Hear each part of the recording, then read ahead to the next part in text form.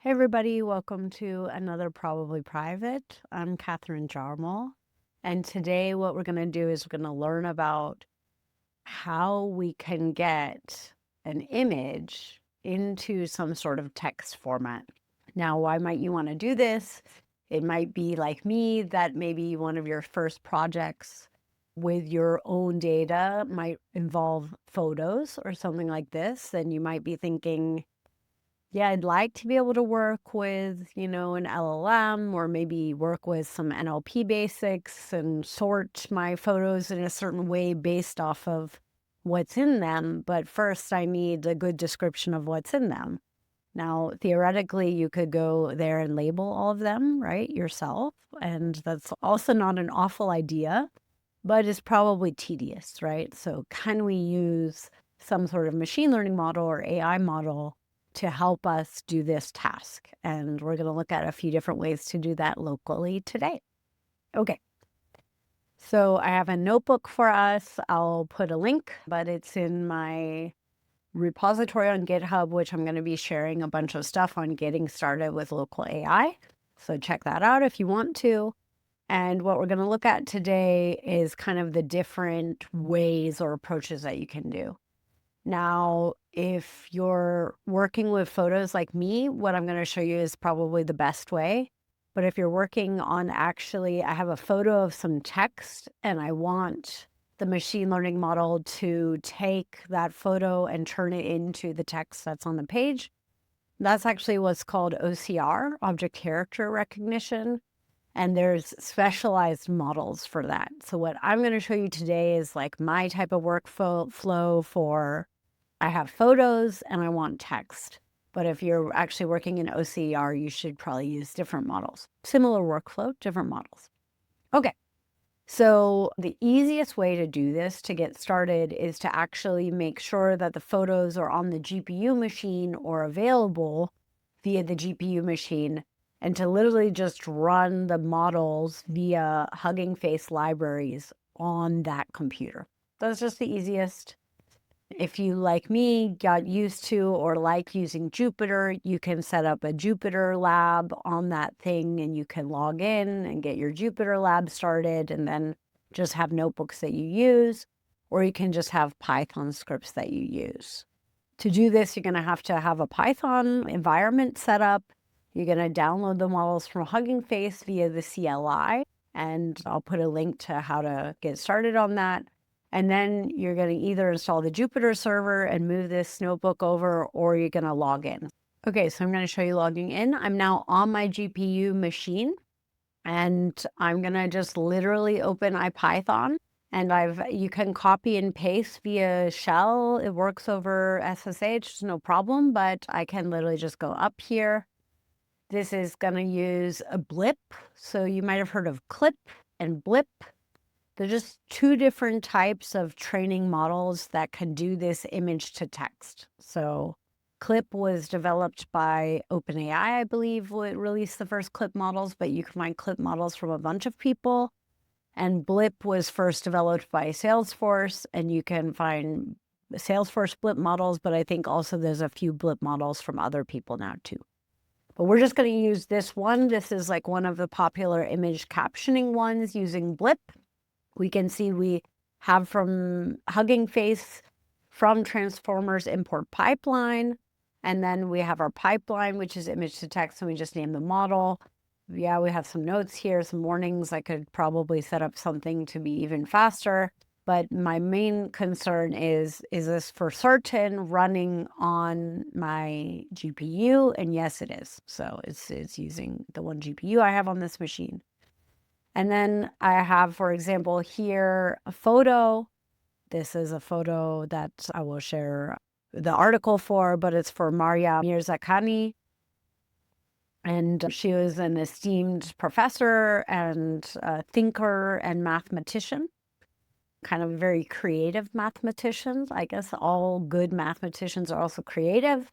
And so I've just to test out how it might work on people's faces, I have a photo of her on this computer. So moved literally to this computer. And here is the file path. You can also do a local URL path. So we're going to go over that of using your NAS and getting a local URL set up. And you can also do a over HTTPS or something like this. So you can do any type of protocol that will allow you to then go open up a document and send it into the Hugging Face library. It's going to do that for you. And it's going to say, okay, this is a woman sitting on a bench with a cell in her hand. Well, we can check that really quickly.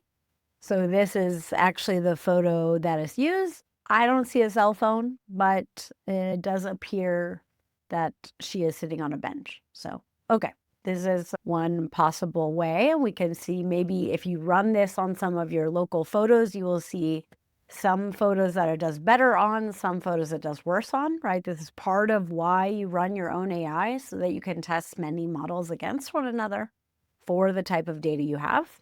So that's the easiest way, right? And again, I'll be doing another video on how do you actually use a workflow like this when the photos are on your NAS. So I expect to have one of those coming soon. But here, you could just copy and paste this over, or you could copy this notebook over and run it on your GPU machine. And then you might want to create a workflow via a Python script that has the image and then the image name saved as text, and to go literally through every image that you want to use and turn that into text. And now you kind of have a text searchable library that's linked to those images. And you're able to then say, okay, show me all images that have a cat or something like this, or that have a person in them, and be able to start to build workflows like that for you. Now, a second way that you can do is like you learned about using vLLM. If you haven't, check out my video on using vLLM. You can also load vision language models via vLLM. And just as a comparison, we're going to do that with Qwen 2, visual language 2 billion. So we're going to do that. So again, I'm going to do that here in this terminal. So I've exited IPython. And I'm just going to literally call, there's a bunch of fancy things I could add to this, but I'm just going to keep it simple. I'm going to call vLLM serve. I'm going to call Qwen2. It's going to load. We can see now it's loading the tensors, and it's loaded the weights.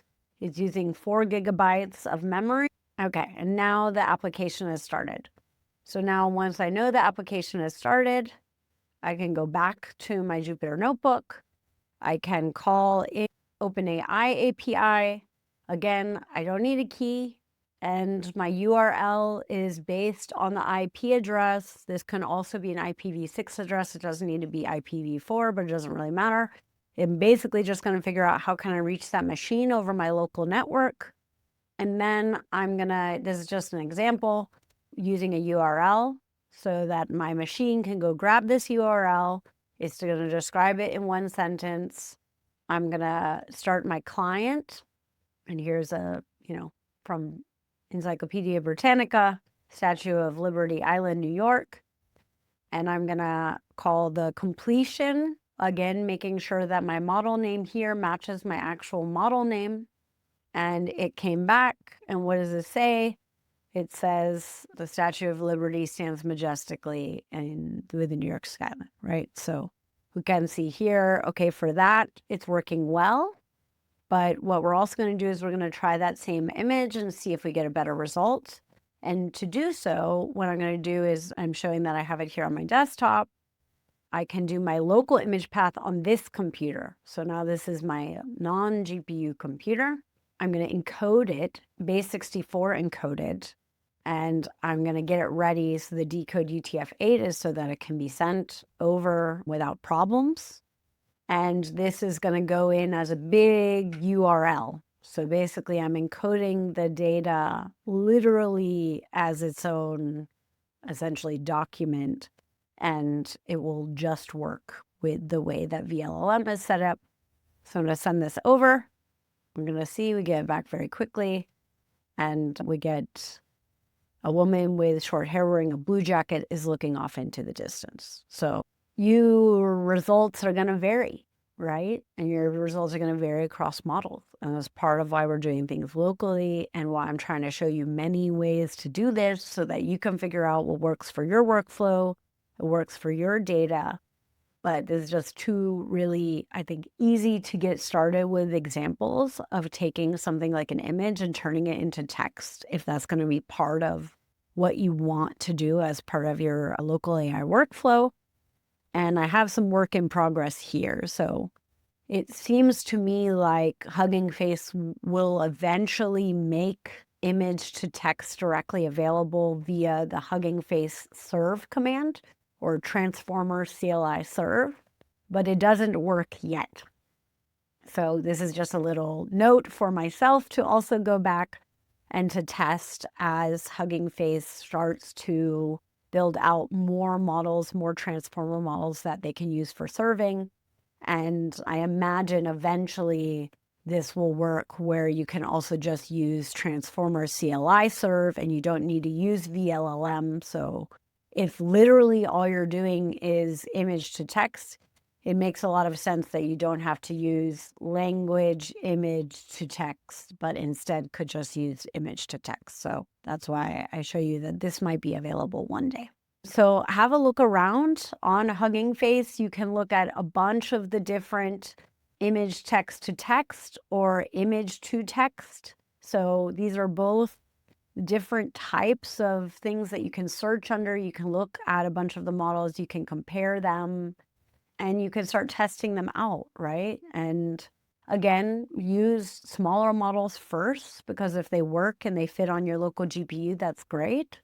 And then if you find, oh, it's not really working the way I want, you can try out larger models, or you can try getting more GPU space, or you can try using the cloud models for some things, some parts of the task, and your local models for other parts of the job, right? And get flexible with experimenting with this. So I'm excited to hear what images are you going to start working on.